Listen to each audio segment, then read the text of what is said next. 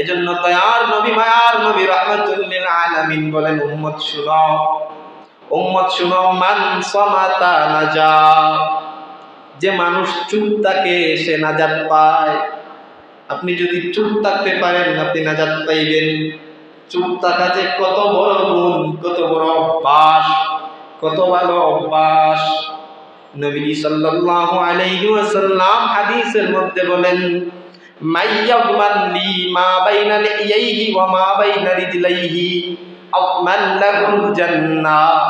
আল্লাহর নবী বিশ্ব নবী রাহমাতুল লিল আলামিন বলেন, তোমাদের মধ্যে যেই সমস্ত মানুষ তোমাদের শরীরের দুইটা অঙ্গের জিম্মাদারি তোমরা নিবা, দুইটা অঙ্গের হেফাজত করবা, তুমি তোমার দুই অঙ্গের জিম্মাদারি যদি নাও, আমি নবী তোমাকে জান্নাতে নেওয়ার জিম্মাদার হয়ে যাব। সুবহানাল্লাহ। কয় অঙ্গ? দুই অঙ্গর জিম্মাদারি যদি তুমি নাও, তোমাকে জান্নাতে নেওয়ার জিম্মাদারি আমি রাসূল নিয়ে নিব। দুইটা অঙ্গ কি কি?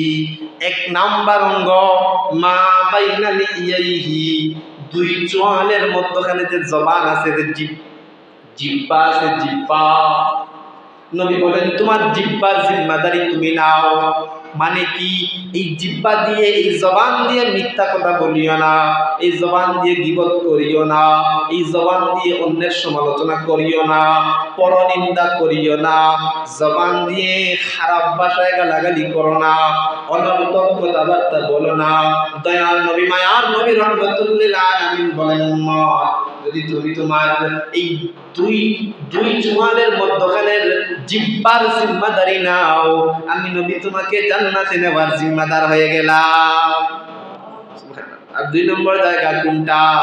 দুই নম্বর জায়গা দুই পুরাতের মধ্যখানের লজ্জাস্থান, দুই চোয়ালের মধ্যখানের জিহ্বা, দুই পুরাতের মধ্যখানের লজ্জাস্থান, দুইটা অঙ্গ জবান এবং লজ্জাস্থান, দুই জিনিসের জিম্মাদারি যে বান্দা নিবে, এই দুই জিনিসকে হেফাজত করবে, এই দুই জিনিসকে গুনাহ থেকে মুক্ত রাখবে। দয়ার নবী মায়ার নবী বিশ্ব নবী সরকারে কায়নাত রাহমাতুল লিল আলামিন বলেন, উম্মত তোমাকে আমি জান্নাতে নেওয়ার জিম্মাদার হয়ে যাব। বলেন তো আমাদের গুনাহ সবচেয়ে বেশি হয় কোন অঙ্গর দ্বারা? বলেন। জবান। এই জবান দ্বারা সবচেয়ে বেশি গুনাহ হয়। এই জবান দ্বারা সবচেয়ে বেশি গুনাহ হয়। যে মানুষটা